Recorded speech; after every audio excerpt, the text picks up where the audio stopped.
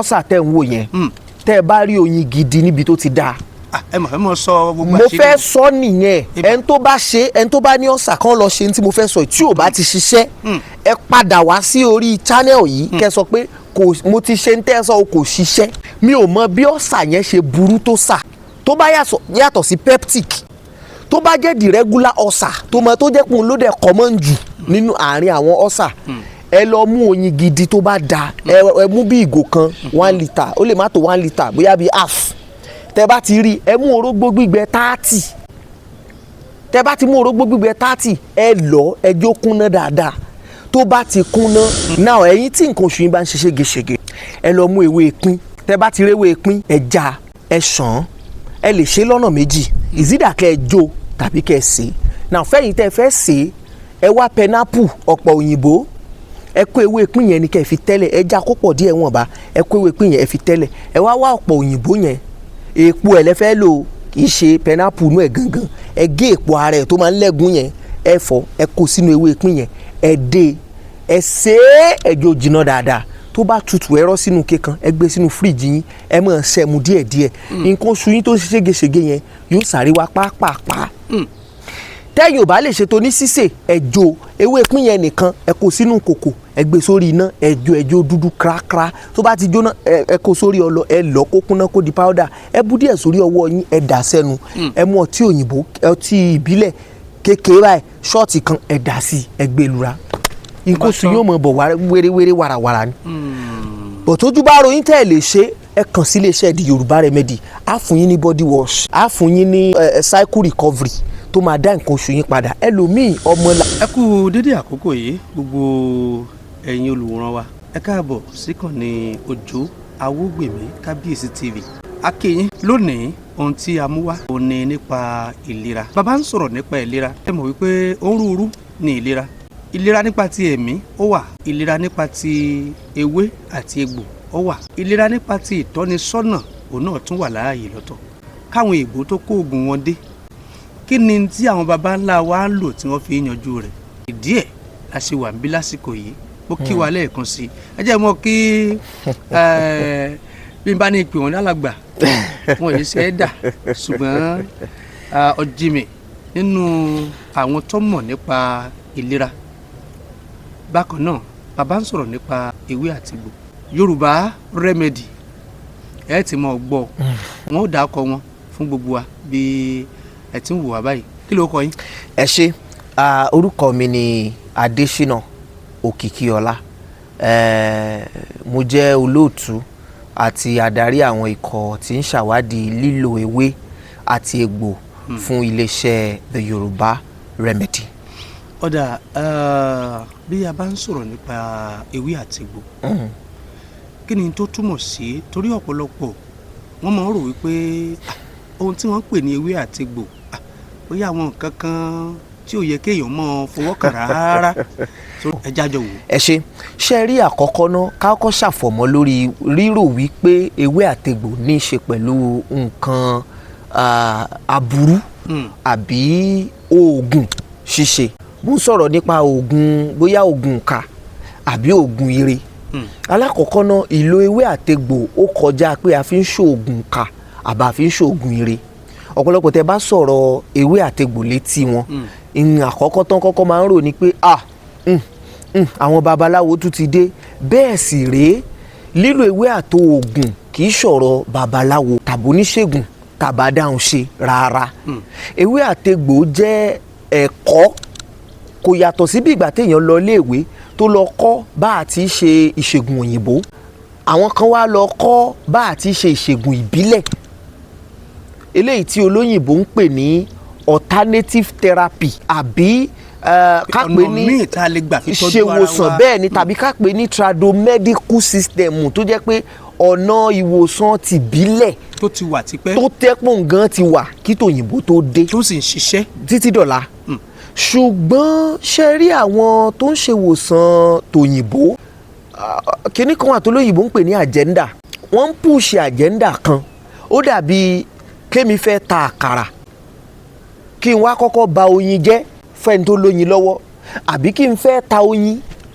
kí n wá rí i pé àwọn èèyàn yìí ti ní àkàrà lọ́wọ́ tán ń jẹ tí wọ́n fi ń gbádùn tẹ́lẹ̀tẹ́lẹ̀. bẹ́ẹ̀ oyin àtàkàrà sì rèé. wọ́n lè jẹ́ pọ̀ a lè fi jẹ̀kọ́. bẹ́ẹ̀ ni ṣùgbọ́n èmi fẹ́ wò wọ́n pé àkàrà ọwọ́ wọn yìí kí ni màá kọ́kọ́ fi bà àkàrà yẹn jẹ́ fún wọn kémi tó lè lọ ta oyin fún wọn.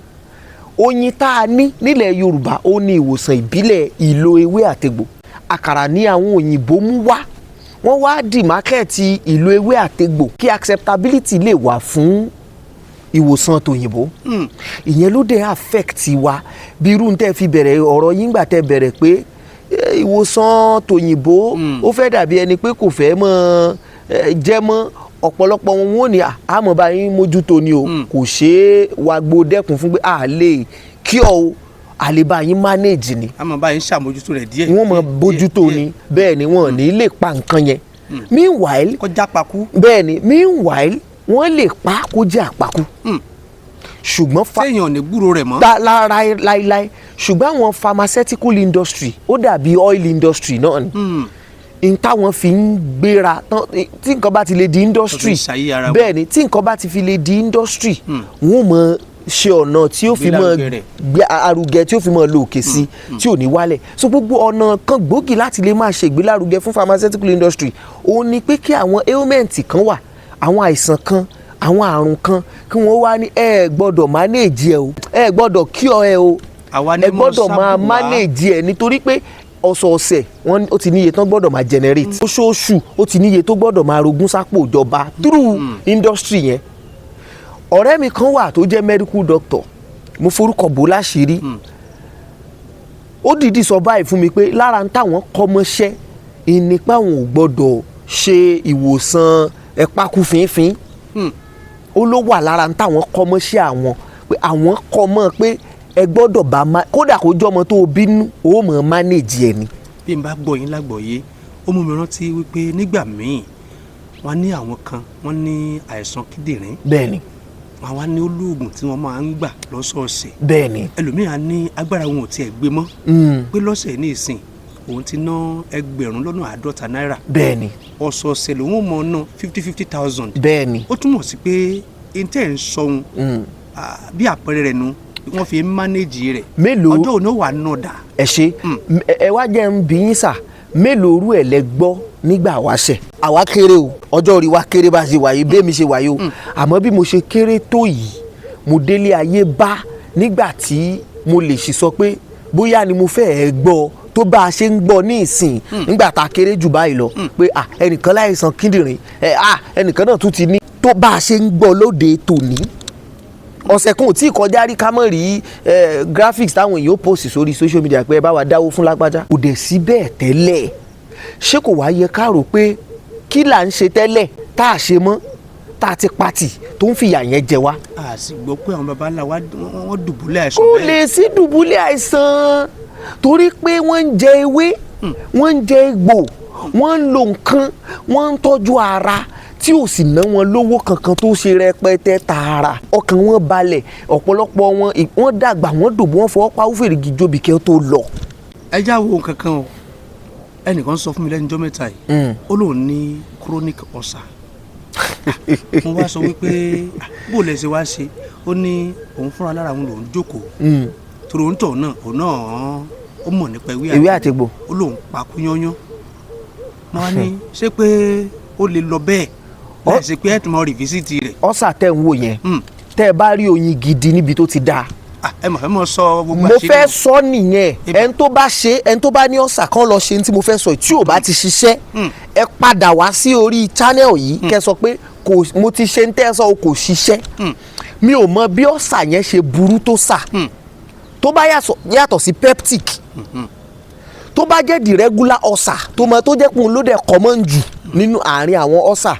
ẹ lọ mú oyin gidi tó bá da ẹ mú bí ìgò kan 1 litre ó lè má tó 1 litre bóyá bí half tẹ bá ti rí ẹ mú orógbó gbígbẹ 30 tẹ bá ti mú orógbó gbígbẹ 30 ẹ lọ ẹ jó kúnná dáadáa tó bá ti kúnná ẹ wá nǹkan kan tí wọ́n ń pè ní rọ̀rọ̀ dẹ́ẹ̀kiri. rọ̀rọ̀ dẹ́ẹ̀kiri ó ní wọ́n ti rí yín o wọ́n rí ọ̀fẹ́ gbọ́ yìí ò rí. tí ẹ bá wá rọ̀rọ̀ dẹ́ẹ̀kiri ẹ wá ewé ọ̀sẹ́pòtù tó common òun rèé lẹ̀ ń wò káàkiri bí tẹ bá ti já ewé ọ̀sẹ́pòtù ewé tí wọ́n fi mọ́ gbálẹ̀ tó tìkì yẹn tẹ bá ti já ẹ sa ẹjọ́ gbẹ dáadáa. Tẹ́ bá ti sa ẹ lọ́ mọ́ orógbó 30 yẹn. Tẹ́ bá ti lọ́ mọ́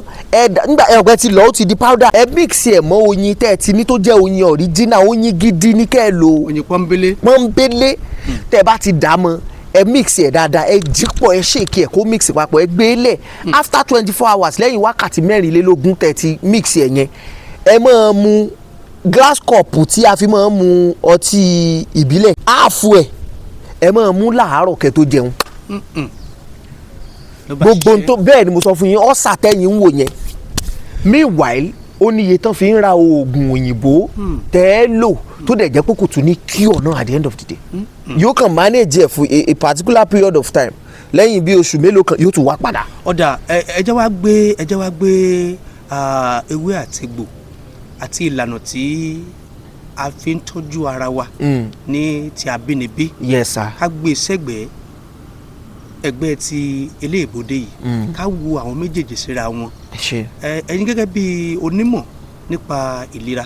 ọmọ ènìyàn, kí ni tí ẹ lè sọ láfiwé àwọn méjèèjì? Ó jìnnà síra wọn gédégédé. Ẹ ṣáà wò. Kódà tá a bá ń fi wéra wọn bí ìgbà téèyàn fi kú wé oorun ni, wọn ò sì jọra rárá. Ọ̀nà tó jìn gédégédé ni ìwòsàn ìbílẹ̀ fi jìnnà sí ìwòsàn tòyìnbó. Ṣùgbọ́n nǹkan kan tí a ti rí ṣe òun náà ni pé ká bẹ ìjọba kí wọ́n jọba wa wá ọ̀nà tí wọ́n fi lè initiate ìwòsàn ìbílẹ̀ náà into our system, tá a di nǹkan tí àwọn èèyàn lè máa sábà bí wọ́n ṣe ń sábà tòyìnbó. There is a lot tí government ṣẹ́rin tó ń ṣẹlẹ̀ ni pé government believe pé àwọn lè má lè generate enough. Meanwhile ọ̀pọ̀lọpọ̀ àwọn ailment tá à ń sọ̀rọ̀ wọn yìí náà ìwòsàn bílẹ̀ ọ̀pọ̀lọpọ̀ wọn náà ìwòsàn bílẹ̀ náà ń padà wá máa ń lò. Lẹ́yìn òrẹ́yìn nígbà bá ti gbé lọ́tún gbé lọ́sì tí ọ̀já síbi kankan, wọ́n padà sọ fún yín pé ẹ lọ alternative therapy. Wọ́n á ní wọ́n lè má sọ professionally, wọ́n lè má sọ fún yín pé wọ́n lè má sọ tààràtà cause professionally wọ́n ní fẹ́ sọ bọ̀ ó lọ́gbọ́n tán fi máa ń gbọ́rọ̀ wọn kalẹ̀ tẹ́ fi mọ̀ pé tán sọ fún yín ni pé ẹ lọ tẹsẹ̀ lébọ̀. Wọ́n á ní kẹ́ lọ wá alternative therapy pé ẹ tún lọ try àwọn nǹkan míì pé àwa náà ti gbìyànjú lẹ́yìn ìgbà tẹ́ ti náwó tẹ́ ti nára ibi tẹ́ wá fi ilẹ̀ lákọ̀ọ́kọ́ tẹ́ ẹ̀ bá ti kọ́kọ́ gbà lọ yẹn ibẹ̀ náà lẹ́wà padà sí. So àfiwé yẹn ọ̀nà wọn jìn. Alákọ̀ọ́kọ́ ìwòsàn ìbílẹ̀ ò kì í manage, ó máa ń cure ni. Àpakú lòun. Mi ìmọ̀rú ailment yẹn láyé ìṣá tí research mi ò tí ì fi hàn mí pé ó ní cure. Mi ì tí ì rí ailment yẹn. Ṣé cancer ni? Ṣé kidney problem ni? Ṣé diabetes ni? Ṣé high blood pressure ni? Ṣé whatever it is tó jẹ́ ailment nínú àgọ́ ara mi ò tí ì rí ẹ dárúkọ ẹ̀ tí research mi tí ò tí ì sọ fún mi pé ó ní cure. Ṣùgbọ́n ní tàwọn apá kejì tó jẹ́ tàwọn olóyìnbó àwọn ò sọ fún yín pé management làwọn lè ṣe ń tàwọn, àwọn ò lè ṣe cure. Ká máa manage. Wọ́n á ní tán máa sọ fún yín nìyẹn. Bàbá ní ká wò ó túmọ̀ sí pé béèyàn bá tiẹ̀ ní àìsàn kíndìnrín a máa lójútùú bàbá lewé àtegbò tiwantiwa. Alákọ̀ọ́kọ́ fún gbogbo àwọn tí ò bá tí ì ní àìsàn kíndìnrín ẹ jẹ́ n kí yín pé ẹ kú oríire pé ẹ̀ ń wo fídíò yìí torí pé àkọ́kọ́ àmọ̀ràn tí màá fún yín ni pé ẹ lọ prevent. Ká lọ dènà rẹ̀. Ẹ lọ dènà ẹ̀. Ọmọ bá wá. Ọ̀nà tẹ́ ẹ fi lè dènà ẹ̀ ń bẹ. Kíní kan wà tá ìkan náà product wa kan wà tá ń pè ní body wash. Body wash. Now kí ló ń àkọ́kọ́ náà a gbọ́dọ̀ kọ́kọ́ mọ̀ kí làwọn nǹkan tó ń fa kíndìnrín kí ló ń fa àìsàn kíndìnrín tá à ń sọ̀rọ̀ ẹ̀ yìí. Ẹ jẹ́ àgbọ̀. Ẹ ṣe number one ó ní pé ọ̀pọ̀lọpọ̀ èèyàn ó lè lọ látàárọ̀ báyìí títí dilẹ̀ ṣú tí ò ní fomi kẹnu. Ọ̀pọ̀lọpọ̀ èèyàn ò mọ̀ omi tẹ́ ń wò yẹn omi tó oògùn o omi tó oògùn omi tó wojú omi tẹ́ ń wò yẹn oògùn ní ọ̀nì tóun ṣùgbọ́n ọ̀pọ̀lọpọ̀ àwọn èèyàn ò mọ̀ tẹ́ ẹ bá ń sọ wọ́n máa ń rò pé kàn ń sọ̀rọ̀ ẹnu lásán pé omi bó ṣe wà underrated tó yẹn ó tóbi ju oògùn lọ. So àkọ́kọ́ ọ̀nà láti dènà àìsàn kíndìnrín òun ni kẹ́ ẹ máa mumi dáadáa. Ká máa mumi dédé. Bẹ́ẹ̀ ni kóyìnbó tó dé láti wá sọ fún wa pé ká máa mumi làwọn bàbá wa ti máa ń sọ̀rọ̀ omi kóyìnbó gan tó dé làwọn bàbá wa ti mọ ìwúlò omi nínú àgọ́ ara wa. Omi alákọ̀ọ́kọ́ very important láti prevent kidney problem. Ẹlẹ́ẹ̀kejì ó ní nǹkan kan tí à ń pè ní mímọ̀ ṣe ìjípépé ara body exercise. Torí pé téèyàn bá ń ṣe ìjípépé ara body exercise lọ́pọ̀lọpọ̀ ọgbà yóò dènà ọ̀pọ̀lọpọ̀ àrùn bíi diabetes bíi high blood pressure ìtọ̀ ṣúgà ní diabetes. bẹ́ẹ̀ ni ìtọ̀ ṣúgà nìyẹn tàbí ẹ̀jẹ̀ ríru high blood pressure. bẹ́ẹ̀ ni so tẹ́ ẹ bá dènà àrùn méjèèjì yìí téèyàn ò bá dènà ẹ̀ ó lè lead sí kidney problem téèyàn bá dènà ẹ̀ kò ní ṣèyàn débi tí kidney problem á wáyé so ẹ kọ́kọ́ wá bẹ́ẹ̀ ṣe prevent ẹlẹ́ẹ̀kẹta onírú product táwa come up pẹ̀lú yìí tá a pè ní body wash. ó túmọ̀ sí pé a lè fi dènà. ó dènà oríṣiríṣi àìsàn kíndìnrín nìkan kọ́ oríṣiríṣi àrùn tó lè ṣeéṣe kó fẹ́ ṣèyàn torí pé bẹ́ẹ̀ ni tí dọ̀tí bá pọ̀ nú ara yóò dènà ọ̀pọ̀lọpọ̀ nǹkan yóò dènà bó ṣe yẹ kára ó bí kí ẹ̀yà ara body organs cooperate tó bá ti dènà ẹ̀ oríṣiríṣi ilẹ̀kùn ni ó ṣí ilẹ̀ fún ọ̀pọ̀lọpọ̀ àrùn tó lè wà lead sí kidney problem ni body wash ṣe wà very very important. báwo lèyí ń ṣe ń ṣiṣẹ́ sí. ẹ ṣe bó ṣe ń ṣiṣẹ́ náà ni pé a ti pè èlò ẹ̀ kò sí nǹkan kan bẹ̀ ju ewé àtegbò lọ a formulate ẹ̀ náà wọ́n máa ń sọ nǹkan kan lára tó máa ń jẹ́ kí ọ̀pọ̀lọpọ̀ èèyàn máa appreciate àwọn oògùn ìbílẹ̀ ó ní pé wọ́n á ní kò ní kò wà measurable báwo la ṣe fẹ́ òdiwọ̀n ó lòdiwọ̀n. pé nígbà torí bí a torí pé àwọn tí wọ́n ń gbàgbọ́ kiri òun tí a máa ń sábà rí ń gbòòrò tí wọ́n ń ru abọ́ sórí wọ́n kò sínú ike lóríṣiríṣi ṣèpé ńgbà míì ọmọ mi ti ń tà kì í ṣe pé ọkọ́ṣẹ́mọṣẹ́ kankan bẹ́ẹ̀ni yóò kọ ọyá fún mú nǹkan bẹ́ẹ̀ ń yóò sáré dà àwọn èèyàn ń wò pé bóyá torí ojú èyí wọ́n fi ń wo ohun tó wà lẹ́yìn. ẹni tó bá wulẹ̀ tí ń mú àgbo ẹsẹ̀ títì náà tí ò ní source tí ò wà traceable mi ìmọ̀ tí mo lè sọ torí mi ní fẹ́ dàbí ẹni pé mò ń baṣẹ́ ajé àwọn tó ń fi ń ṣe oúnjẹ but ẹni tó orísun gbọ́dọ̀ wà bẹ́ẹ̀ ni pé ẹ wò dà for example àwa yìí ń sìn àti ń ṣiṣẹ́ yìí láti 27 mo bẹ̀rẹ̀ research ní 2017 mo parí first research mi ní 2019 mo wá bẹ̀rẹ̀ sí í ṣe ní 2020 professionally nígbà tí corona bẹ̀rẹ̀ now ẹ wá fi wé ẹni tó kàn jí tó kàn gbéke tó ń kiri ẹ ṣàlàyé ṣe mọ ẹni tó bá ti ń ṣerú yẹn náà ó wà very very obvious pé ẹni yẹn ń para ẹ̀ kódà tó di pé bíbẹ̀rẹ̀ research àwọn bàbá tó bí wa á bá lọ́wọ́ wọn ni o so àdàgbà bá ìgbà táwa dàgbà wa ni àwa fẹ́ ṣe di main research afẹ́ mọ ti fún tẹ̀dú ẹ̀ gan ló jẹ́ agbègbèsẹ̀ yẹn so tó bá ti ní source ń táwa náà ń jẹ ni ẹ má máa gbọ́ ó máa ń ba kíndìnrín jẹ́ tá ń sọ bẹ́ẹ̀ ariwo táwọn èèyàn máa ń pa kíndìnrín mélòó ló bàjẹ́ nígbà wáṣẹ́ that was when even nígbà tí ò tí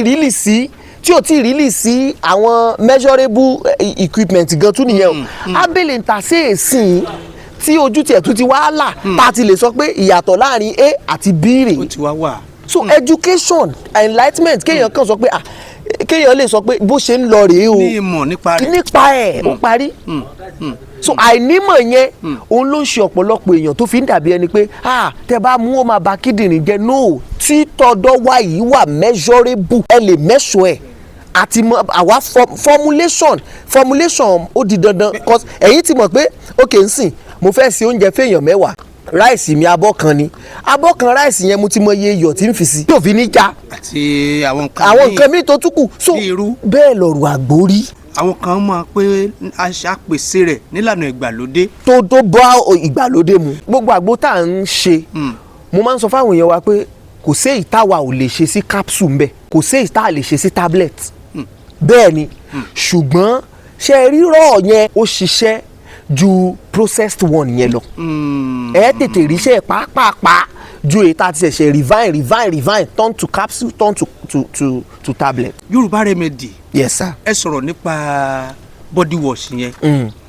ẹni ọ̀dà fọ́kùnrin àtòbìnrin. unisex kò sẹ́ni tí ò lè lo àtọkùnrin o àtobìnrin o gbogbo èèyàn ní body wash wà fún mú wa àtọkùnrin o àtobìnrin o gbogbo èèyàn ẹ rí body wash omi lélẹ́yìí ṣùgbọ́n bó ṣe jómi yìí kò sí ní tá a lè ṣe sí ẹ bá la ṣe sómi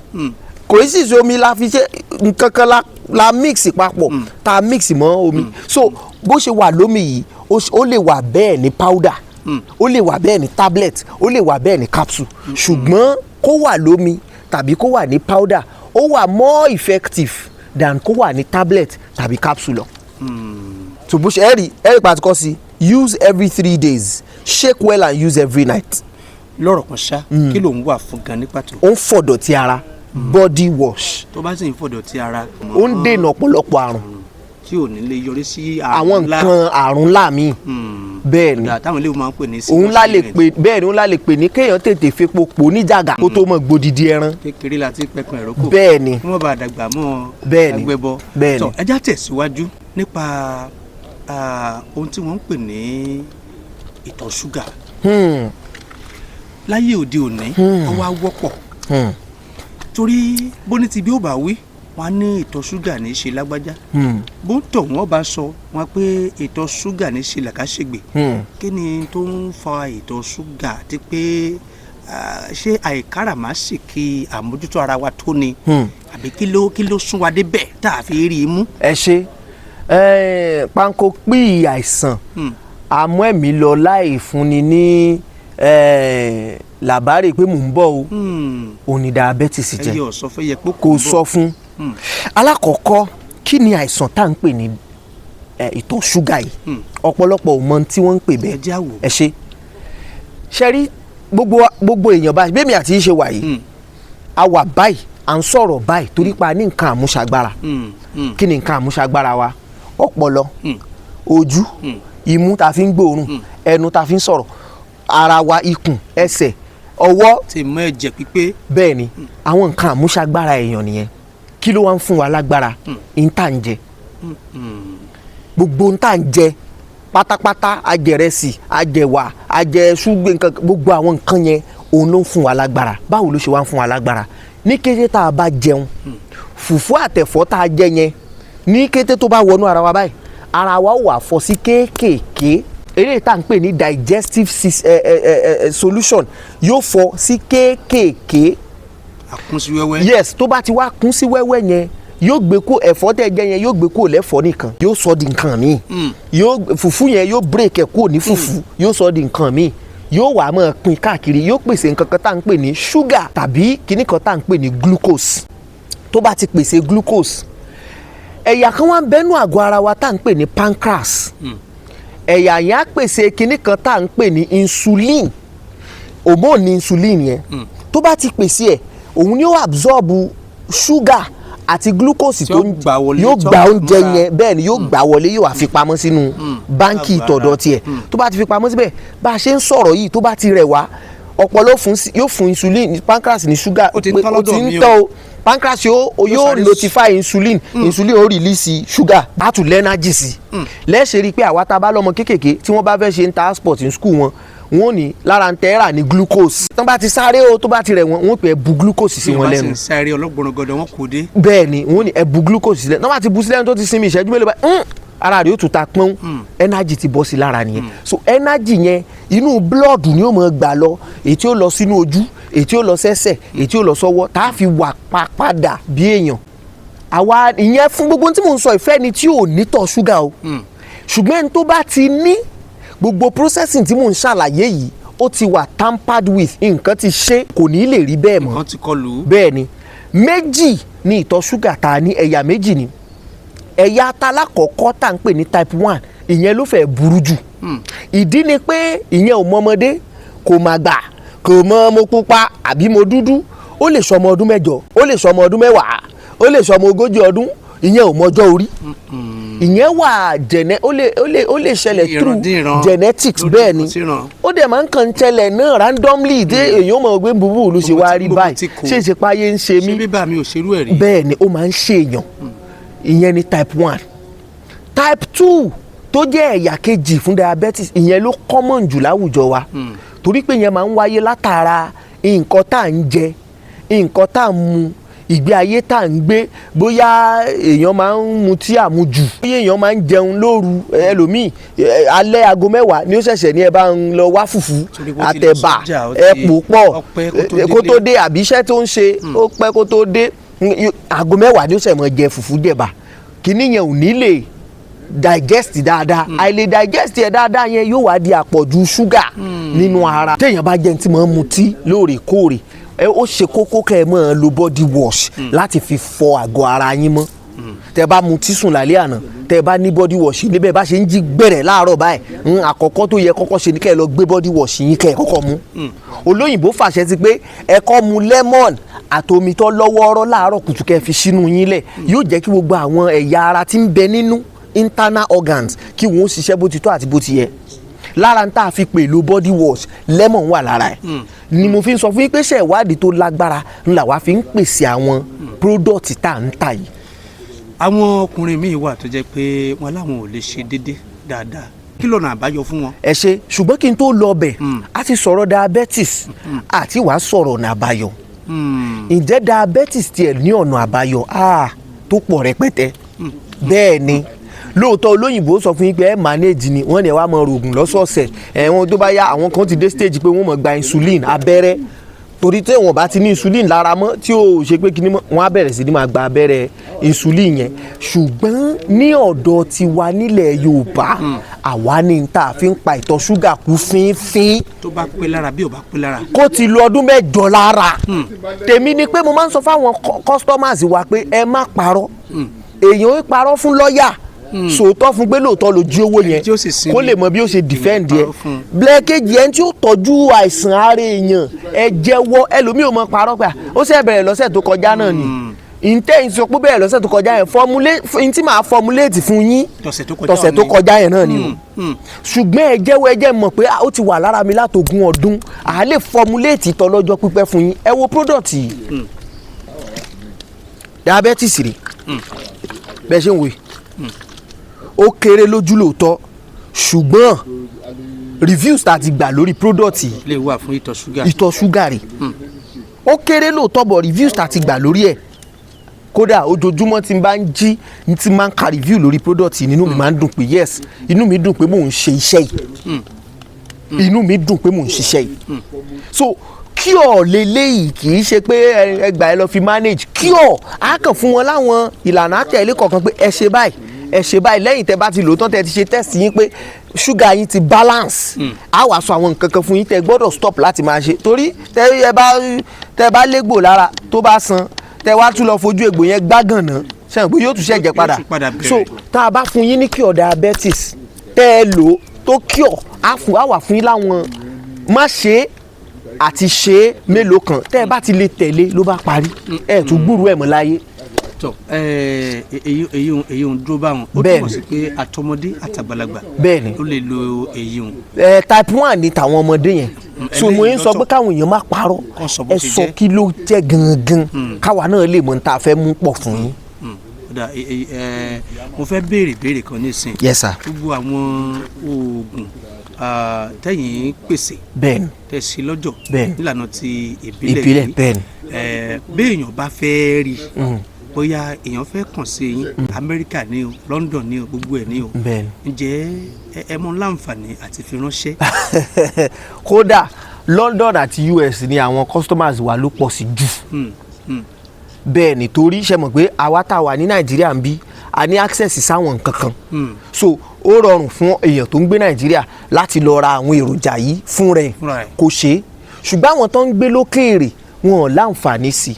so àwọn gan-an nírú àwọn nǹkan yìí máa ń sábà wúlò fún jù so kò sí bíbí èèyàn ti bá ránṣẹ́ àfi bí ìlú tí wọ́n bá ti ń jagun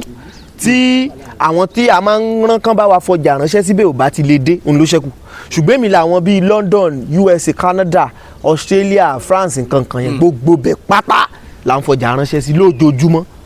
tó ń kálukú ń gbà tí wọ́n dẹ̀ ń lò tó dẹ̀ ń bá wọn lára mu tá a dẹ̀ ń dúpẹ́ lọ́wọ́ Ọlọ́run tí wàá di pé tá a bá sọ pé ntẹ́ ẹ nílò rẹ̀ ẹ má jiyàn ẹlòmíì dẹ̀ fẹ́ràn ẹjọ́ tó pọ̀ ẹ rojọ́ mọ́ sọ pé ẹ má jẹjọ́ yín pọ̀ ẹ go straight to nǹkan tó bá ń ṣe yín ká fún yín solution tá a sọ pé nǹkan báyìí ni ẹ ṣe ẹ gba ọjà yín ẹ lò ó ẹ jẹ́ ó bá yín lára ṣiṣẹ́ fún wa ní review ẹlòmíì tẹ́ bá ti lọ lo ọjà tán kò ní padà wá fún yín review o sọ pé mo dúpẹ́ o kò ní sọ o Yorùbá remedy meanwhile mo dúpẹ́ yẹn ò jẹ́ nǹkan kan sáwà but ó ń fún wa ní ìwúrí pé iṣẹ́ tá à ń ṣe iṣẹ́ tó dáa ni. tó túmọ̀ sí pé eléyìí n tí a ṣe fún ó mú ẹnìkan sì lò ó bó tiẹ̀ dé pa àmọ̀ kò ń ṣiṣẹ́ fún ṣùgbọ́n ẹnìkan tún wá lò. ó tún fún wa ní ẹ̀rí máa jẹ́ mi ṣoṣo ó máa ń jẹ́ kí inú wa dùn bẹ́ẹ̀ ni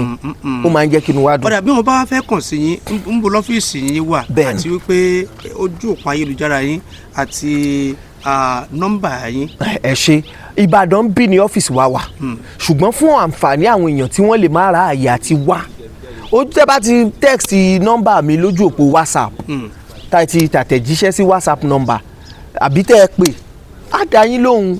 èmi máa ń sọ pé ẹ ní láti stress ara yín pé ẹ ń bọ̀ lọ́fíìsì wa tó bẹ̀ tẹ́ bá fẹ́ wá náà it's okay kò sí problem ṣùgbọ́n in the absence of pé ẹ ráàyè ẹ pè wá ẹ jájọ sọ̀rọ̀ lórí fóònù tá bá ti sọ̀rọ̀ tá bá ti mọ̀ tẹ́ ẹ ló ń ṣe yín tá a dẹ̀ ti mọ̀ gbogbo ohun tó bá jẹ́ ailment láyé ó ti parí. ẹ já wá wo ohun tí a ń pè ní àìsàn jẹjẹrẹ. cancer amọ̀ṣọkùnrin amọ̀ṣọbìnrin. bẹ́ẹ̀ni. kí ni tí wọ́n ń pè ní jẹjẹrẹ. ẹ ṣe jẹjẹrẹ bó ṣe dún yẹn náà borúkọ ẹ ṣe dún yẹn. lédè Yorùbá òun. bẹ́ẹ̀ni bẹ́ẹ̀ náà ni tí orúkọ bẹ́ẹ̀ ni nǹkan tó túmọ̀ sí. ó dẹ̀ pé oríṣiríṣi stage by stage ni ó bẹ̀rẹ̀ láti stage 1 stage 2 stage 3 stage 4 now torí ẹ̀ lèmi ṣe máa encourage àwọn èèyàn pé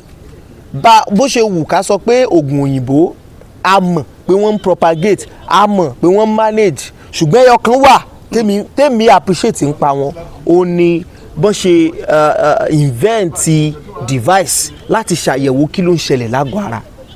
èmi máa encourage àwọn customer wa pé ẹ má dẹ́jà ẹ má rorí ẹ má sọ pé orí ló ń fọ́ mi orí tó ń fọ́ yín yẹn sign ni lórí fífọ́ jẹ́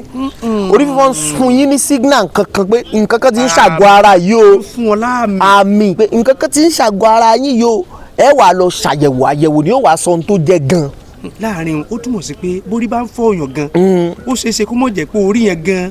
ló yẹ kéèyàn bá ìtọ́jú rẹ̀ mọ́. àmì lásán lórí fífọ́ jẹ́ nǹkan kan ṣẹlẹ̀ ní orí fífọ́ jẹ́ orí òkàn déédéé ń fọ́yàn tó bá yàtọ̀ sí pé èèyàn gbárímọ́gi téèyàn bá gbárímọ́gi ó ṣeé ṣe kórí fọ́ èèyàn mọ̀ pé eléyìí ó normal ṣùgbọ́n pé ẹ gbárímọ́gi ẹ gbárímọ́pẹ́ nǹkan kò ṣe yín ẹ kàn ṣàdédé lórí bá ń fọ́ yín àmì lórí fífọ́ jẹ́ ó ń sọ fún yín pé nǹkan kan ti ń ṣẹlẹ̀ lágọ̀ọ́ ara àbí nǹkan kan fẹ́ ṣẹlẹ̀ so ó ń tètè ta yín lólobó pé ẹ tètè lọ ṣèwádìí kẹ́ ẹ mọ kí ló jẹ́ gan. so ẹ máa rí tí a bá lèmi ṣe máa encourage àwọn customer pé ẹ máa ṣàyẹ̀wò medical check-up ó máa help èèyàn láti tètè mọ kí ló ń ṣẹlẹ̀ nínú àgọ́ ara èèyàn á lè mọ kí ni ìgbésẹ̀ téèyàn á gbé ọ̀nà wo lèèyàn á tọ̀ now cancer tẹ́ ń sọ yìí ó cure náà àwọn olóyìnbó gan sọ fún yín pé ó cure but when it is early discovered tẹ́ ẹ bá tètè mọ̀ téèyàn tètè fura pé kíní yìí ń ṣe mí àwọn gan lóògùn sọ̀rọ̀ mi yẹn ṣùgbọ́n pọ̀lọpọ̀ wa pàápàá jùlọ lápá abí tá a wà yìí a kì í ṣàyẹ̀wò ara ìwà mọ̀ jẹ́ ó já sí pé ìgbà tí nǹkan yẹn bá ti mú wa káká láwùrá mo ti ń gbọ̀n ò jẹ́ mọ́ lọ sọ́sibítù ńgbà bá wa débẹ̀ wọ́n wá sọ fún wa pé àtìgbà olè tí èmi náà ṣàkíyèsí láti bí ọdún tó kọjá ẹ bá ti wá láti gbà yẹn ìsìn tẹ wá nǹkan ti bọ́wọ́ orí ṣùgbọ́n kò sí bó ṣe wò ó bọ́wọ́ orí tó yóò bá ní nǹkan fún ó dá ẹjẹ́ ń dá yín lóhùn ẹni tó jẹ́ ọba lọ́wọ́lọ́wọ́ ní England bá ṣe ń sọ̀rọ̀ yìí King Charles lọ́wọ́lọ́wọ́ bá ṣe ń sọ̀rọ̀ yìí ó mánéèjì níta ń pè ní cancer kì í ṣèròyìn mọ́ tí gbogbo wa jọ mọ̀ ni. bẹ́ẹ̀ni. ẹ lọ ṣèwádìí pé báwo náà ṣe ń cure cancer King Charles lọ́wọ́lọ́wọ́ mo yín sọ̀rọ̀ gbogbo ẹ tó bá ń wò mí sìn ẹ lọ ẹ̀yin gangan fúnra yín ẹ má jẹ́ mi ó sọ ẹ lọ ṣèwádìí pé báwo ni wọ́n ṣe ń cure cancer tó ń ṣe ọba ìlú ilẹ̀ Gẹ̀ẹ́sì lọ́wọ́lọ́wọ́ bá ṣe ń sọ̀rọ̀ yìí ewé àtegbò ni wọ́n ń lò. bẹ́ẹ̀ni àwọn ìlú tán ti kó oògùn wá fún wa nìyẹn Olódùmarè. àwọn ìlú tí wọ́n ti encourage wa pé ká máa lo oògùn òyìnbó nìyẹn ọba wọn ó ní cancer ewé àtegbò ni wọ́n fi ń cure ẹ̀ fún. tó tù rẹ Olódùmarè. so kí ẹ̀yin tẹ́ wá ní tó wà òní lẹ́yìn ló níwájú wa tó wà káàkiri a wà mọ̀ fọwọ́ ẹ̀rẹ̀ mu ní measurement so àwọn Prince Charles yẹn wọn kàwé wọn gbọ́n wọn lówó wọn lajú wọn mọ̀yàn ó dà ní tèmi mọ̀ ni pé Ọlọ́run ò ní jẹ́ kẹ́ ẹ rógun cancer ṣùgbọ́n bẹ́ẹ̀ nìkẹ́ni bá ní ẹ pè wá mi ní sọ́jú báyẹn lọ ẹ pè wá pẹ̀lú ògo lọ́dọ̀ Ọlọ́run Elédùmarè ẹni yẹn á fún yín ní feedback á dúpẹ́ lọ́wọ́ yín pé ẹ ṣé tẹ́ ẹ mú mi mọ Yorùbá Remedy. àrùn kan wà tó ń ṣe ọ̀pọ̀ ọkùnrin wọn lè sọ o kódà táwọn kọ́sọ́mà bá pè mí láwọn tá a jọ jọkùnrin wọ́n máa ń ti ẹnu ẹ sà mo fẹ́ sọ ẹ sọ̀rọ̀ kí ló ṣẹlẹ̀ wọ́n á ní ìyàwó àwọn ń complain pé kíní àwọn ò kanlẹ̀ dáadáa ó normal kì í ṣàrùn èèyàn kan ó nọ́ọ̀mà kì í ṣàrùn èèyàn kan. kí ló máa ń fà ṣèṣe pé àwọn tí àmujù ń gbà mí náà. irọ́ ó wà lára ẹ̀ ẹlòmíì ó sọ fún yín pé nígbà tó ń wà ní early 20s òun jàngànà báyìí ni nǹkan ọmọkùnrin òun rí ṣùgbọ́n nígbà tóun ti ń dàgbà ó ti ń sá wọlé àmọ́ rí bẹ́ẹ̀ ọtí obesity téèyàn bá tóbi gbẹ̀ngbẹ̀ ó máa ń fa ìpọ̀n wọnú torí ẹ̀ máa ń sọ àwọn tó bá níkùn àwọn náà need body wash yẹn àwọn èèyàn tó bá níkùn tó fẹ́ kó lọọlẹ̀ àwọn náà need body wash yẹn àtobìnrin àtọkùnrin unisex ni body wash yẹn wà fún. so kí ni mò ń sọ ni pé àkọ́kọ́ ni àìlábòjútó àwọn òbí láti kékeré tẹ bá ti rí i pé ọmọ ó ti ní èjì bó ṣe ń dàgbà tó ń grow tọ́wọ́ ẹ̀ ń gùn sí tẹ́sẹ̀ ń gùn sí tí ojú ẹ̀ ń ràn sí ẹ wá rí i pé nǹkan ọmọkùnrin yẹn kò kọjá ibi tó wà ẹ tètè gbégbèsè kò tẹ̀lé àwọn ẹ̀yà ara tó kù dìde ẹ tètè gbégbèsè. àwọn kan ní ṣàtúnṣe ó wà o tó bá jẹ́ pé ó kéré jọjọ orí lọ ọ̀nà wà tó fi lè jù bẹ́ẹ̀ lọ tàbí tí ò lè kanlẹ̀ torí obìnrin wọn ò ní sọ fún yín o wọn ò ní sọ yóò wò pé tó ń bá sọ ẹ lè máa bẹ̀rù ẹ lè má free pẹ̀lú òun mọ́ yóò wà mọ́ manage ẹ̀ tó bá wá ń bá yín manage ẹ̀ ìjọkànjọpọ̀ lè lọ kó sọ́wọ́ ẹni tó ní jù yín lọ tẹ́niyẹn bá fi lè rọ́ọ̀lù ìgbéyàwó yẹn ti bàjẹ́. ní ọba gbẹ yín wọlé. ìgbéyàwó yẹn ti bàjẹ́ torí pé ntọ́kọ wọn fi ń ṣe kíní fún kò tó kò ká wọn lẹ́nu. kí ló kọ ilé ìtẹ̀yìn ní fún. ó rè ẹrù rè ṣẹ́rí bó ṣe wà yìí ẹ rí i pé a code name yìí ni p enlarge la pé. yóò ti yí àwọn èèyàn. bẹ́ẹ̀ ni díta fi elédè ìbò rẹ ni yóò ti yí àwọn èèyàn. bẹ́ẹ̀ ni díta fi code mix ẹ̀ bẹ́ẹ̀ ni pé ọ̀pọ̀lọpọ̀ èèyàn tán bá rà àbúrò wọn náà máa rán wá kó wá gbà wọn ò dẹ̀ fẹ́ kó mọ tó ń ṣà wọn ṣe mọ̀ pé nǹkan àṣírí ni so wọn fẹ́ fi àṣírí yẹn síta so la ṣe ọ̀ra code name ẹ̀ báyìí p enlarge so tábúrò yín ọmọ gan lè wá gbà tábúrò yín bá wá ń bí yín pé dáàdì kí ni p enlarge gba product enlarge ẹ lè sáfò kankan pé la fi ọ̀ra code name ẹ̀ báyẹn now ẹni tó lélẹ̀ sáìsì tó fẹ́ rè o sáìsì tó fẹ́ rè so igi yìí sáìsì téèyàn bá fẹ́ láàbà gé igi yìí sí ṣẹ́rẹ́ tó lélẹ̀ ń sìn igi yìí ni yóò mọ kìbọnú product yóò fi mọ rò pọ̀ yóò wà mọ la lílá tó bá ń la ibi tí kinní yẹn bá gùn dé tó fi tó sáìsì yìí ló máa ti dúró tàbí tá a bá rẹ̀ títí ẹ̀ gùn ju nọ́mà bó ṣe fẹ́ lọ ó wá fẹ́ reduce ẹ̀ sáìsì tẹ́ni yẹn bá ṣàfẹ́ láàbà gé sí tí kinní yẹn bá ti gùn dé sáìsì yẹn yóò dúró ó láwọn nǹkan míì tó máa tẹ̀lé wa o kì í ṣe léyìn nìkan ó láwọn nǹkan míì tó máa tẹ̀lé wa tẹ́ bá ti ọ̀dà ẹ̀ tó máa fi wá fún yín. ṣé kò sì ní sí ìpalára kankan. ewé àtegbò ni kì í ṣe kẹ́míkà torí ẹ̀ mo ṣe máa ń sọ pé a lè ṣe sí capsule a lè ṣe sí tablet but a mọ̀ pé ẹ̀rù mọ́ bọ̀ ọ̀pọ̀lọpọ̀ àwọn èèyàn tó bá ti rí anything tablet or capsule pé ṣe é ṣe pé eléyìí kò ní any side effect tí yín ni pé ẹ ṣáà ti lò bá a bá ṣe sọ fún yín pé kẹ́ ẹ lò tá a bá ní ẹ lo méjì ẹ má lo mẹ́rin ẹ má fi wọ̀n wọra bó ṣe ń ṣe yín pé jẹ́ ẹ lo mẹ́jọ láàárọ̀ yìí ó lè ṣàkóbá tẹ́ ẹ bá ti tẹ̀lé bá a ṣe sọ gẹ́lẹ́ òtítọ́ ó parí. ó sì lè jẹ́ nǹkan ọmọkùnrin gbéra. ó máa gbéra kò sí kó ta pọ́npọ́n ibẹ̀ yẹn lẹ ti ní ìdí Jagunlabi. torí àwọn kan ń bẹ ṣẹ̀kan sùn. ó rèé Jagunlabi nìyẹn ó rèé gbogbo àwọn tó bá mọ̀ wá tán mọ̀ product wa wọ́n á máa ṣẹlẹ́rìí mo ń sọ. Jagunlabi lélẹ̀ Yorùbá remedy. ẹ rí orúkọ yẹn orúkọ tó lágbára ni. bẹ́ẹ̀ni. torí tá a bá wà ní yàrá lọ́hùn ogun là ń jà àwọn míì á lọ wọn á dé àwọn míì wọn á lọ wọn á dé ojú ọ̀nà wọn á paná ẹlòmíì ò gboríyìn ẹlòmíì ò kábùkù bẹ́ẹ̀ ni. aláàtì ẹ̀ mọ̀ pé ẹ̀ le. ibi tí Jagunlabi ti wọlé ni gbogbo ọkùnrin pátápátá ló ní ìdílé gbogbo àti ogúdó gbogbo ọkùnrin pátá ló ní ìdílé. ṣé inú ike ilẹ̀ ẹ̀rọ sí fún wọn. bẹ́ẹ̀ ni èèyàn bá fẹ́ bó ṣe wà yìí. bó ṣe wà yìí náà ló ṣe wà yìí. èèyàn rà á. ẹ rà báyìí so n tó kù tẹ́ fi sí aṣọ ọ̀ọ́ká ti bá yín fi sí látọ̀dọ̀ wa ṣùgbọ́n ọ̀pọ̀lọpọ̀ àwọn èèyàn tó fẹ́ gbé travel wọ́n á ní àwọn ò lè gbé travel pẹ̀lú n tó kù yẹn táwọn bá dán àwọn ò lọ́ mọ́ fi sí ṣùgbọ́n àwọn tó bá jẹ́ tán rà ní bóyá Nàìjíríà ń bíbà á ti bá wọn fi sí láti bíbà ká tó lọ deliver fún wọn jẹ́ bí idán ní fáwọn ọkùnrin. kódà ẹ já lọ sọ́dọ̀ àwọn obìnrin. yes sir. nígbà míì àwọn obìnrin àwọn náà mọ ní àwọn ìṣòro pẹ́pẹ́pẹ́ nígbà míì a tún wá di bárakú ìṣòro torí pé àìlákàsí àti àìtètè gbígbésẹ̀. bẹ́ẹ̀ni. ọmọbìnrin nǹkan oṣù rẹ̀ lè mọ ṣe ségesège. bẹ́ẹ̀ni. ẹ já jọ wèyí náà. ewé pín. ẹlòmíì ẹ mọ̀ bínú ẹlòmíì yóò ti ara ọmọ ní. yes. ìrora ọmọdé lóríṣiríṣi ẹlòmíì ọmọ sùn ẹkún ni yóò sì mọ wá nǹkan tó lè lò bẹ́ẹ̀ni. ẹ jájọ gbọ́ àlàyé. mo lè fún yín gan lọ́fẹ̀ẹ́ ilé ayé ò lè tó yẹn ṣe ríṣẹ́ tá à ń ṣe yìí mò ń ṣe láti fi mò ń ṣe láti fi gba more of oríyìn dàǹdí owó agbóhùnsáfẹ́fẹ́ ni mí mo tún jẹ́ òṣèré abẹ́rẹ́ yín sì lókun dì gidi tó rẹpẹtẹ gan but iṣẹ́ yìí iṣẹ́ àgbo yìí ó jẹ́ṣẹ́ tí mo fẹ́ràn gan ìwé báwọn èèyàn tẹ̀ ṣe máa ń wò wá àwa tá a sọ pé à ń ṣe àgbo kò yẹ kí irú èmi máa ṣe mọ́ torí bàbá débò mi bá gé lẹ́yìn ṣá mo máa ń ta ojú tó fi máa wò yín ojú lókà màá kàn rẹ́rìn báyìí pé ó dáa kò burú ẹ múra sí ẹnu ẹlẹ́wà yẹn ṣùgbọ́n torí pé ó jẹ́ṣẹ́ tó ń fún mi lórí yìn ìgbà mi ti bá sọ pé àti ẹ̀ àkójọ ó sì ṣiṣẹ́ ìgbà mi ti bá sọ pé ìfẹ́ ṣe mọ́ jẹ́ fún àwọn ọmọ kẹ́mọ ṣe lọ táìmù gbà yẹn màá tún gba kọ́ Mr. Okiki ẹ ṣé o in fact kíní kan mo tún fẹ́ ra mẹ́ta sí a tún fún mi ní ìwúrí màá tún continue so mo máa ń fẹ́ràn ìwúrí yẹn gan ju owó lọ. now ẹ̀yin tí nǹkan oṣù yín bá ń ṣe ségesège ẹ lọ mú ewé pín tẹ bá ti rí ewé pín ẹ já ẹ ṣàn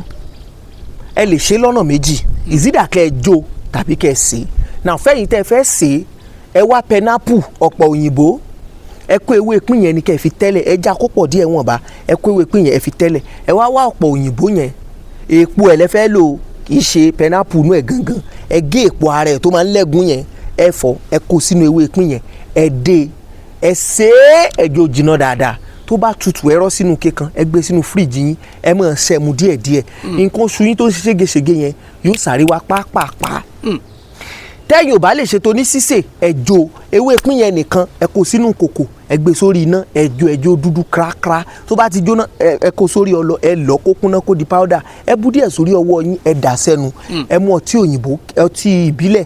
kékeré báyìí ṣọ́ọ̀tì kan ẹ dà sí ẹ gbé lura nǹkan oṣù yóò mọ̀ bọ̀ wéréwéré wàràwàrà ni bọ̀ tójú bá ròyìn tẹ́ ẹ lè ṣe ẹ kàn sí iléeṣẹ́ di Yorùbá Remedy á fún yín ní body wash á fún yín ní cycle recovery tó máa dá nǹkan oṣù yín padà ẹlòmíì ọmọ làwọn ń wá ẹlòmíì ti wọ́ ọmọ títí madam kan marriage bíi ẹlẹ́ẹ̀kẹrin náà ti ṣe why because àwọn èèyàn believe pé àwọn ní problem wọn rọ́mọ bí meanwhile ọkùnrin náà máa ń wà infertile ọkùnrin náà máa ń ní àrùn àìrọ́mọbí low sperm count wà ń bẹ̀ wíìkì tó yẹ pé a dẹ̀ ní product fún low sperm count yẹn náà lóko èyí o low sperm count booster ni sperm booster la pè so ẹ̀yin tẹ́ ẹ bá ní low sperm count lọ́kùnrin ẹ kàn sí iléeṣẹ́ di Yorùbá Remedy ẹ pè wá ẹ tẹ àtẹ̀jíṣẹ́ lójú òpó WhatsApp ẹ má tijú ìtìjú ló bí òṣì ọ̀dájú ló bí owó ẹ má tijú ọ̀dájú ló bí solution ìtìjú ló bí kéèyàn ó dé nǹkan mọ́ra kó sì máa pààyàn lọ ẹ tètè kàn sí wa ẹ wá solution ẹ seek knowledge ẹ seek information ó máa help yín gan so obìnrin yẹn wá reach out sí wa níbi sometimes 2023 ó kékékéké anímọ̀ ẹ mọ̀ wọ́ọ́rí nísìnyí àti dúpẹ́ lọ́wọ́ Ọlọ́run kíyọ̀ ọmọ yìí rẹ̀ lọ bẹ́ẹ̀ so ẹ tètè gbégbèsè ọ̀pọ̀ èèyàn ló ń go through gbogbo nǹkan tá à ń sọ̀rọ̀ ẹ̀ ṣùgbọ́n ojú máa ń ti ẹlòmíì láti reach out fún solution. àìtí ẹ̀rọ ọmọ bí nígbà mi kì í sọ̀rọ̀ ayé kẹ irọ́ o ọ̀pọ̀ ń sọ pé wọ́n ti ń tẹ̀lé bọ̀ láti ẹ mọ̀ pé ńgbà téèyàn bá ti seek solution títí tí ò bá ti rí ẹ dẹ̀ mọ̀ pé ní side ọ̀dọ̀ wa ń bí tá a bá ti wá solution sí nǹkan kan tá a bá ti tètè rí ó máa ń wà quick láti yí mọ́ ayé iṣẹ́ ayé ní jàre meanwhile irọ́ o medically ó normal ẹ̀yin ni kẹ́ ẹ seek solution ẹ tètè pé iléeṣẹ́ di Yorùbá Remedy lónìí ká tètè gbégbèsè fún yín kẹ́ ẹ dúpẹ́ lọ́wọ́ Ọlọ́run. nọ́mbà tẹ́ ẹ sọ pé WhatsApp ń. bẹ́ẹ̀ni ẹ sọ láti ẹnu yín báyìí. +234 90 71 45 93 42 +234 90 71 45 93 42. òun náà lẹ ti gbọ́ ohun Yorùbá Remedy àlàyé pọ̀ o àlàyé pọ̀ torí tá a bá tó fi mọ́ high blood pressure náà ẹ̀jẹ̀ ríru high blood òun náà ní oríṣi òun náà máa ń gbẹ̀mí lójú ọjọ́ ó tètè máa ń gbẹ̀mí mo ṣe ń sọ pé ẹ wá solution ẹ̀jẹ̀ ríru tẹ̀ ń wò yẹn òun náà pọ̀ lọ sú àjáǹtì rẹ̀ láwùjọ wa kí ló dé ń fa àwọn tá à ń jẹ náà ni pàápàá jùlọ oúnjẹ alẹ́ yẹn mo ti sọ fún yín poison ni àwọn tó ti bá lecture mi pàdé láìmọye ìgbà mo máa ń sọ láìmọye ìgbà pé oúnjẹ alẹ́ poison ni ó dàbí májèlé. májèlé ni ó dàbí kọ́ májèlé nítorí èlé ló jẹ́ kí ọmọ jẹun pẹ́ lálẹ́ tó bá ti ń kọ àrírú ẹ̀rí tó bá ti ń kọjá aago méje gbogbo tẹ́ bá jẹ tó bá jẹ oúnjẹ yálà òkèlè yálà ìrẹsì yálà búrẹ́dì ní tó bá tẹ́ bá ti ń jẹ tó bá ti ń kọjá aago méje májèlé lẹ̀ ń jẹ torí yóò mọ pa yín ságọ́ ara díẹ̀ kò rọrùn o ṣùgbọ́n tẹ́ bá fi sọ́kàn pé èmi náà fẹ́ mọ practice healthy lifestyle ìgbésí ayé tó ní ìwòsàn nínú tó ní ìlera nínú ẹ rí wípé yóò ràn yín lọ́wọ́ kò rọrùn o ṣùgbọ́n ẹ lè bẹ̀rẹ̀ látàlẹ́ yìí ẹ̀yin kan sọ pé táago méje bá ti lu ìjẹ nǹkan kan mọ́ bẹ́ẹ̀nu yín bá wá ń béèrè nǹkan ẹ wá ń gbé èso kan bíi watermelon kan kẹ̀kàn mọ́ ti bẹnu títí rẹ̀ fi sùn ẹ̀yin gan orun tẹ́sùn ẹ̀ lálàáfíà kò ní dàgbà pé oúnjẹ fẹ́ rọ́ jáde láti mú yín nígbà tẹ́ bá lọ sórí ibùsùn yín so ó lè mọ́ rọrùn ṣùgbọ́n tẹ́ ẹ bá lè ṣe yóò ràn yín lọ́wọ́ púpọ̀ jù. ọ̀dà tí ẹ̀jẹ̀ ríru. bẹ́ẹ̀ni ó rè product tẹ̀jẹ̀ ríru rè òun náà ṣiṣẹ́ gan rẹpẹtẹ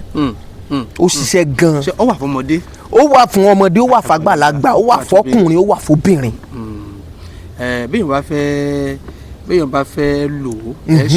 ẹ ṣe lálàyé fún. bẹ́ẹ̀ni ní kété téèyàn bá ti ọ̀dà ẹ̀ téèyàn ti rà gbogbo àlàyé bí wọ́n ṣe lò gbogbo ẹ̀ la máa ṣe sílẹ̀. ọ̀dà adúpẹ́ Yorùbá Remedy àwọn ni ẹ ti ń gbóhùn aláṣẹ àti olùdarí iléeṣẹ́ Yorùbá Remedy. ẹ ṣeun sá.